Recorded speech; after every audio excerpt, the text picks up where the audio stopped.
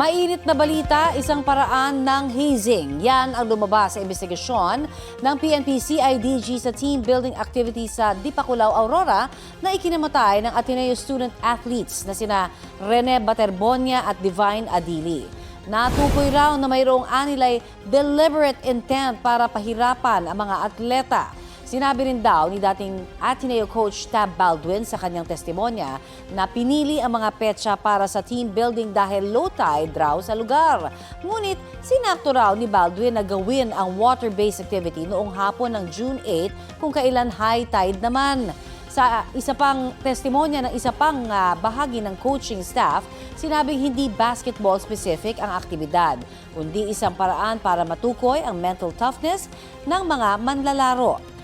Sugatan ang isang lalaki sa Maynila matapos saksakin ng dati niyang kasintahan habang natutulog. Binuhusan din umano siya ng tubig kanal at dati na ring sinasaktan. Balita natin ni Jomer Apresto. Lagi naman sir, lagi ako hinahampas ako ng kahoy. Kung ano yung madampot niya, ihahampas sa akin. Kaya sabi ko, okay lang. Hindi na napigilan maglabas ng hinanakit si alias Jerome nang humarap siya sa GMA News. Ang 43 anyos kasing truck driver, biktima raw ng pananakit ng dati niyang kasintahan na 31 anyos na mahigit 2 buwan na raw niyang hiniwalayan. Pasado alas 6 kagabi, sinugod daw siya nito habang nagpapahinga sa minamanihong truck sa Parola Compound sa Maynila. Natulog ako sa duyan, tapos lumapit sa akin, nangihingi ng pera na wala akong maibigay. Binuhusan niya ako ng tubig kanal na maraming ihi. Tapos nung tumayo ako, yun, inindihan niya ako ng saksak. Kaya may tama po ako rito sa braso. Uulitin pa raw ang pagsaksak. Mabuti na lang at nakatakbo siya papunta sa barangay. Dito na nakita ng mga nagpapatrolyang pulis ang nangyaring komosyon kaya agad hinuli ang babae.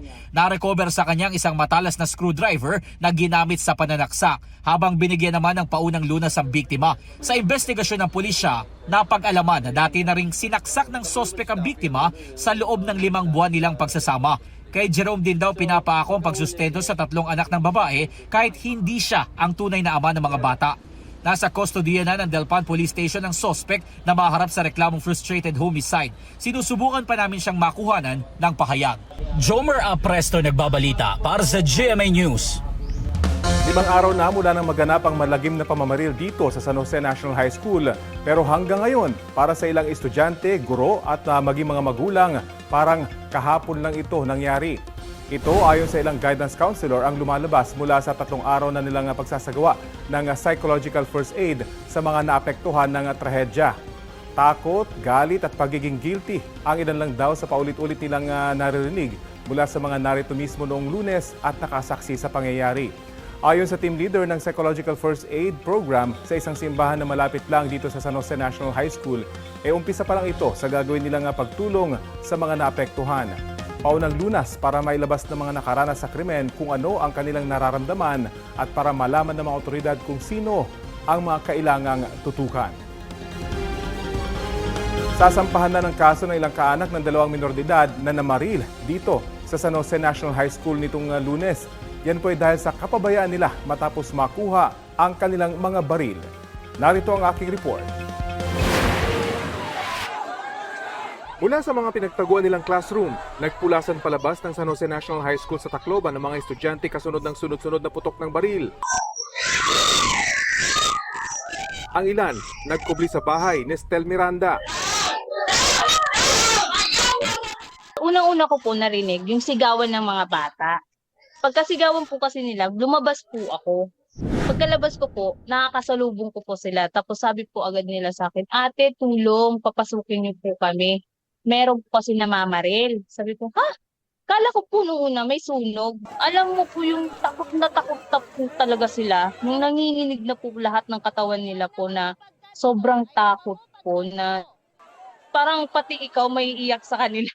Yung itsura po nila na yung takbo na wala po na po silang mga sapatos, nakamedyas na lang po. Yung po, grabe po yung mga mukha ng mga bata sa sobrang takot po. May hinimatay pa dahil sa takot at pagod. May dana polis, kalma na kamo, may dana polis. Ay nakamo. Sumailalim sa psychological first aid ang mga guro. Kabilang dyan si Teacher Evita na inalala ang huling pag-uusap nila ng nasawing estudyante na si Chris Lawrence. Tinulungan pa raw siya nitong magpasok ng mga gamit sa mismong silid kung saan nagtapos ang kanyang buhay. Nung pagkalapag niya, sabi ko, thank you, Vic. Nagsagot pa siya na, thank you, ma'am. Parang sabi ko, ito yung tumutulong na, ito yung, siya na nga yung tumulong, siya pa yung nagpapasalamat. At yun na yung last na nakausap niyo po siya? Yes po. Kaya sabi ko, parang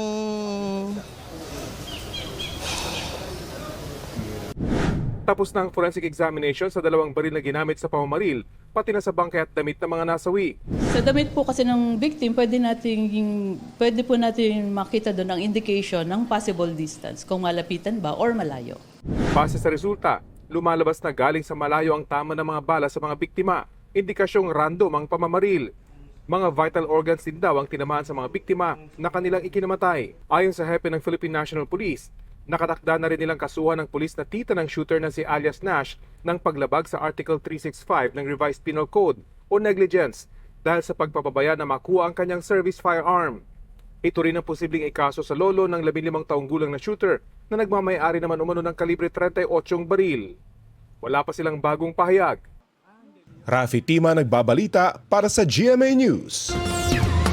Wala pang 24 oras, nasa labas na ng Philippine Area of Responsibility ang bagyong Gardo. Ayon po sa Pag-asa, lumabas ng PAR ang bagyo kaninang alas 9:30. Kahapon ng hapon nang pumasok sa PAR ang nasabing bagyo at kagabi ay lumakas bilang severe tropical storm. Bahagyang nahahatak ng bagyo ang hanging habagat na nagpapaulan po ngayon sa Luzon at Visayas. Asahan ng malalakas na monsoon rain sa Zambales, Bataan at Occidental Mindoro, sabi ng Pag-asa. Nakataas po ngayon ang thunderstorm advisory dito sa Metro Manila, Bataan at sa ilang panig ng Cavite, Zambales at Bulacan. Pinapaalerto ang mga residente mula sa banta ng baha o landslide. Tatagal po ang thunderstorm advisory hanggang 11:45 ngayong tanghali. Sa mga susunod na oras, maraming lugar sa bansa kasama ang NCR sa posible pong makaranas ng ulan base sa rainfall forecast ng Metro Weather. Maging alerto sa tsansa ng heavy to intense rains. Higit ding mataas ang posibilidad ng ulan sa iba't ibang panig ng bansa ngayong weekend, lalo sa bandang hapon at gabi.